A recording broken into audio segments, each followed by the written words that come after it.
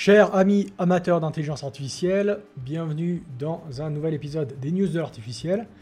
Aujourd'hui, il y a un article, on va parler d'un article qui enflamme un peu le Twitter des spécialistes de l'IA.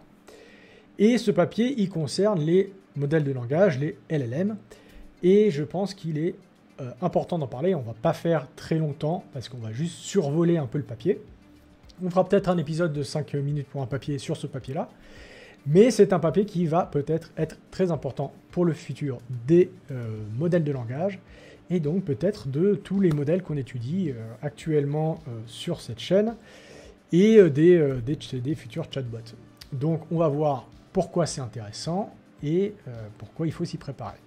C'est parti, générique.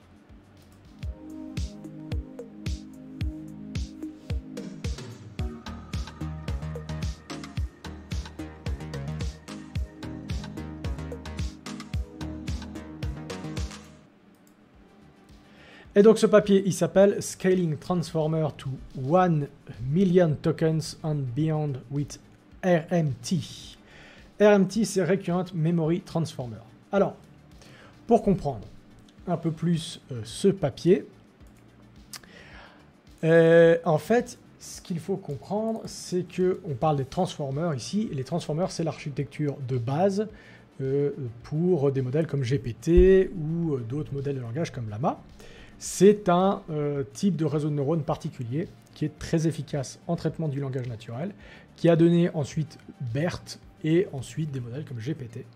C'est un peu l'ancêtre et c'est aussi utilisé dans plein d'autres modèles, aussi en vision artificielle par exemple. Il y a une version qui s'appelle Vision Transformer qui est très utilisée. Donc c'est une architecture qui est essentielle et sur laquelle se basent un peu tous les modèles précédents. Et donc ce qu'ils nous disent dans le titre, c'est globalement, en fait, c'est augmenter la taille des transformers jusqu'à 1 million de tokens, puisque le transformer va prendre un ensemble, une taille spécifique. Donc, faire grandir les transformers jusqu'à 1 million de tokens et au-delà, avec donc les Recurrent Memory Transformers. Donc, l'idée, en fait, c'est ici, quand vous utilisez ChatGPT ou les modèles de langage, on a ce qu'on appelle une fenêtre de contexte. La fenêtre de contexte, c'est grosso modo ce que va prendre le modèle en entrée pour ensuite générer le prochain mot, pour prédire le prochain mot. Ensuite, il va rajouter ce mot à la fenêtre de contexte et générer encore un prochain mot et donc générer du texte. Ça, c'est ce qu'on appelle la fenêtre de contexte. Vous avez d'un côté la mémoire paramétrique, ce qui a été appris par le modèle. Et lorsque vous, par exemple, vous posez une question à ChatGPT, il va éventuellement aller dans cette mémoire paramétrique qui ressemble plus à la mémoire humaine et donc a aussi les désavantages de la mémoire humaine et c'est ce qui va faire bugger, par exemple, ChatGPT ou les modèles de langage. Bugger dans le sens où ils vont halluciner, vous donner des fausses informations parce que cette mémoire va compresser de l'information et va donc ensuite faire s'évanouir certaines informations parce que la compression est trop grosse. Et vous avez cette mémoire d'un côté, et de l'autre côté, vous avez donc la mémoire paramétrique qui est dans le modèle lui-même. Et donc, vous avez la fenêtre de contexte qui va être le texte qu'on va lui donner. Et ça lui permet d'avoir une mémoire beaucoup plus précise, puisque, en fait, il va prendre ce que vous lui donnez comme question, mais aussi l'historique de votre conversation avec lui. Et donc, il va se souvenir de choses, en fait, dont vous lui avez parlé précédemment, mais toute cette mémoire, cette quantité d'informations qu'il peut ingurgiter avant pour pouvoir vous générer, en fait, votre réponse, elle est limitée. Alors, on peut voir dans, je crois c'est, où est-ce qu'ils nous mettent? C'est dans, voilà, ChatGPT, GPT-4, donc ce qui est à la base de ChatGPT, prend 32 000 tokens, donc 32 000 mots. Les tokens, ça peut être des mots, ça peut être des caractères. 32 000 mots de fenêtre de contexte. Donc il ne va pas au-delà, en fait, c'est même pas qu'il ne va pas se souvenir, c'est que ça n'entre même pas, en fait, dans ses inputs.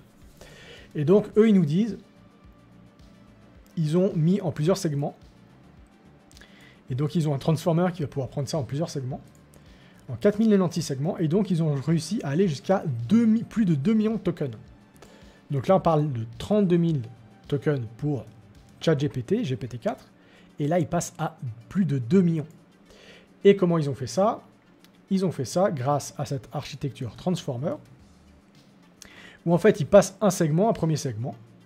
Ils ont une sortie qui va être une sorte de mémoire, qui vont passer ensuite en entrée au prochain Transformer, etc., etc. Et donc, ils vont pouvoir passer plusieurs segments. L'apprentissage va se faire à travers toutes ces couches. Et en fait, du coup, pas ChatGPT, ce modèle-là, les Recurrent Memory Mechanisms, ou plutôt les Recurrent Memory Transformers, ils vont pouvoir accumuler en fait toute cette information et sélectionner quelle information garder, quelle information est essentielle pour pouvoir faire sa réponse. Ça ressemble un peu à ce qu'on appelait les modèles récurrents. Et donc, ils sont réussi à passer jusqu'à plus de 2 millions de tokens. Et on peut voir, ils lui font passer des tests de mémorisation, de détection et de mémorisation, de reasoning, de raisonnement, de mémoire. Et donc là, ils vous mettent sur l'axe X le nombre de tokens dans la fenêtre de contexte, et puis l'accuracy, donc la précision de la réponse.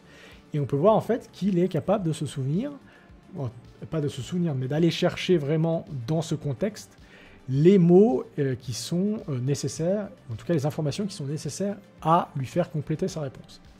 Et que contrairement à là, par exemple, en bleu ici pointillé, on a GPT-4, et lui-même avec 2 millions de mots, il va être capable d'effectuer sa tâche de mémorisation et de raisonnement, et d'aller chercher cette information même dans cette fenêtre, même jusqu'à 2 millions de mots. Et donc, ils nous disent, leur contribution, c'est donc incorporé à BERT. Donc BERT, c'est une architecture très importante qui ensuite a aussi été un peu une base pour les GPT, etc., qui est aussi basée sur Transformer. Et donc, ils ont fait une version de ce BERT dans lequel ils ont mis une sorte de mémoire avec ces segments pour faire cette mémoire récursive. Ils ont démontré que ce BERT amélioré peut être entraîné sur des tâches de séquences avec des tâches qui prennent des séquences en entrée avec des longueurs qui sont jusqu'à 7 fois ce pourquoi il a été designé. Donc ils prennent à la base des transformers qui prennent 512 tokens et ils sont capables d'augmenter en fait grâce à cette mémoire récurrente, d'augmenter de 512 à plus de 2 millions. Nous avons découvert les capacités de ces versions améliorées pour extrapoler avec succès à des tâches de longueur variée, incluant certaines tâches nécessitant plus de 1 million de tokens, avec une augmentation linéaire en temps de calcul. Donc là, lorsque vous augmentez en fait la fenêtre de contexte, entre le modèle à 1 million de mots dans la fenêtre de contexte et 2 millions, ça prend 2 fois plus de temps à exécuter globalement. C'est ce qu'ils entendent par une augmentation linéaire du temps de calcul. Nous avons découvert que... non, ça on a déjà lu. 4, grâce au pattern d'attention, à l'analyse du pattern d'attention, c'est un mécanisme d'attention qui est présent dans les transformers, qui permet de savoir quelle information est sélectionnée par le modèle lorsqu'il effectue son calcul. Nous avons trouvé que les opérations des RMT utilisent la mémoire, ce qui lui permet de traiter des séquences exceptionnellement longues.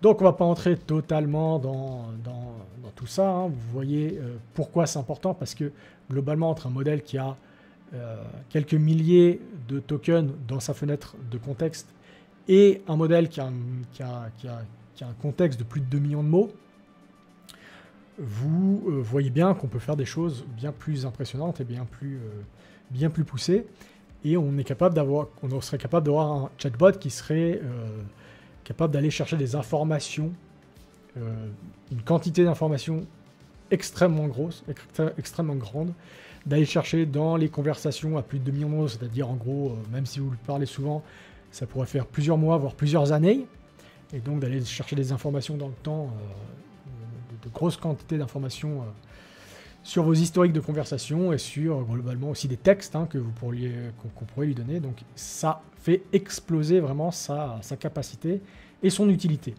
Donc ils vont décrire toutes les tâches qui lui ont fait passer, les expériences, ses capacités de mémorisation. Bon, ça on entrera éventuellement dans un 5 minutes point papier, peut-être prochainement, on verra, hein, ça peut être intéressant, comme ça fait partie de des papiers de ChatGPT et des modèles de langage qu'on a envie d'aborder, donc on en reparlera. En attendant, j'espère que ça vous donne un peu une idée de ce qui va venir dans le futur, hein. C'est important qu'on fasse de la prospective, qu'on regarde et que je vous explique qu'est-ce qui est important, pourquoi ça marche, comment ça marche, et puis quelles sont vraiment les futures évolutions de ces modèles de langage, mais aussi des modèles d'art génératif comme Stable Diffusion. Là aussi, on verra, je vais essayer d'en parler rapidement dans de prochaines vidéos. Il y a aussi des nouveautés qui viennent, hein. Le domaine s'est un peu ralenti parce que ça a été un peu surpassé par ce domaine des modèles de langage, mais Stable Diffusion et les modèles d'art génératif sont toujours là et on va toujours s'y intéresser. En attendant, moi je vous dis à une prochaine. N'oubliez pas de vous abonner à la chaîne. N'oubliez pas d'activer la cloche si vous voulez être au courant des dernières vidéos. Rejoignez le Discord aussi, c'est important. Et puis partagez les vidéos si vous voulez faire vivre la chaîne. Suivez-moi sur les réseaux sociaux, etc., etc. À une prochaine. Ciao!